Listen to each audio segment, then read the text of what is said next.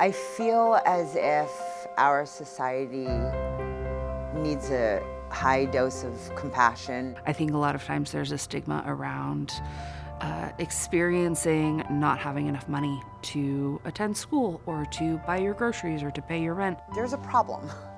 We got to rethink some things.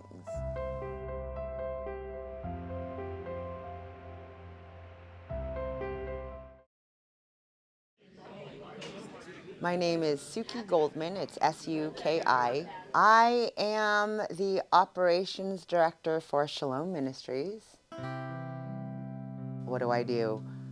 I run around and stress out. Now, I do a little bit of everything. I basically just manage the daily operations of the organization. So meals, meal prep, volunteers, staff. Like we have a clothing donation room, things like that. I have a few people on payroll. However, most volunteers are just that, volunteers. They volunteer time and energy and love and compassion, so. Shalom's been here for like 30 years. Yeah. Shalom has been, it's a safe place for people to be. So there's no judgment. This is a very low barrier, just come as you are. If you're hungry, come on in. I think that the homeless community is definitely picked on. In the Indian caste system, the lowest castes are labeled the untouchables. And the homeless community here is even lower than that. That's how they're treated. They're treated like garbage. We're not allowing them basic needs. Basic needs being food, but also sleep. Everyone needs sleep.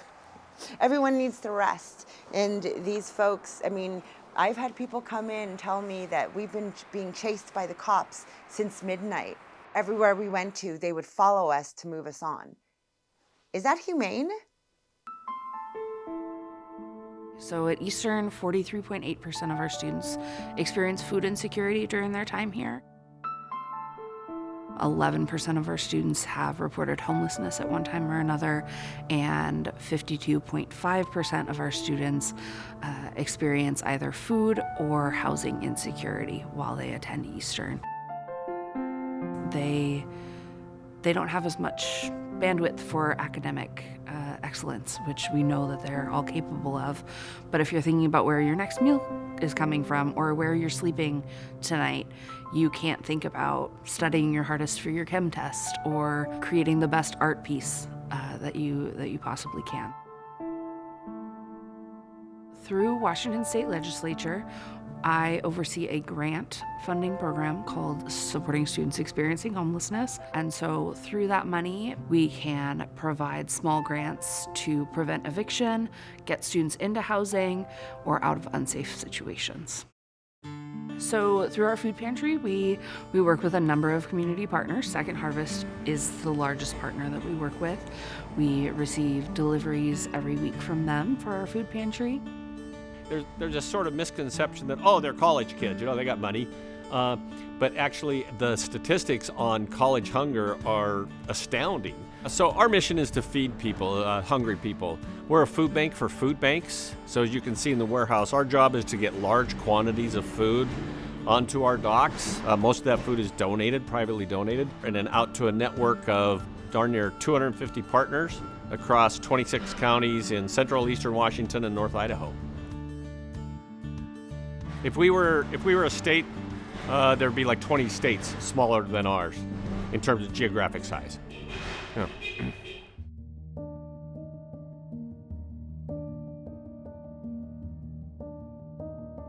We offer lots of free classes for people who want to learn how to cook.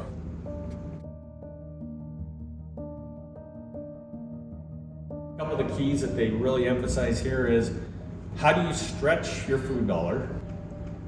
How do you make sure you have as little or no waste as possible? And how do you use what you have, right? And one of the really beautiful aspects of this that we didn't think about, people will come in and then they'll take their whatever they cooked and sit down over there. And for a lot of them, that's the only meal they might have with other people.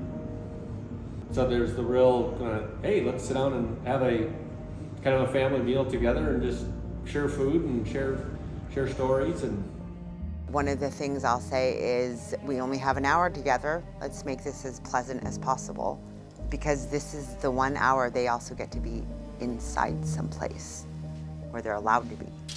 You know, they're not being pushed on to something else. So I brazenly steal a phrase that a colleague of mine in our Pasco office used, or that she coined. It's food, friends, and funds. So you can donate food. Friends are the volunteers who come in. We have a roster of about 9,000 volunteers. If you just want to give a quick clap for me. Yay. Money always helps too. Money helps us backfill in those sorts of things that we're not able to get donated. This facility is old and things are breaking, and we don't necessarily have the money to fix them, so, you know. Yeah, I think any support that you can provide to our programs is always appreciated. So if you know about it, share it with your friends. If you're a student who's struggling with basic needs and security, don't ever hesitate to reach out. In a perfect world, we would have a bigger building that was more modernized, that had places people can put their carts. We can't go out, we don't have enough money to go out and buy this much food, right?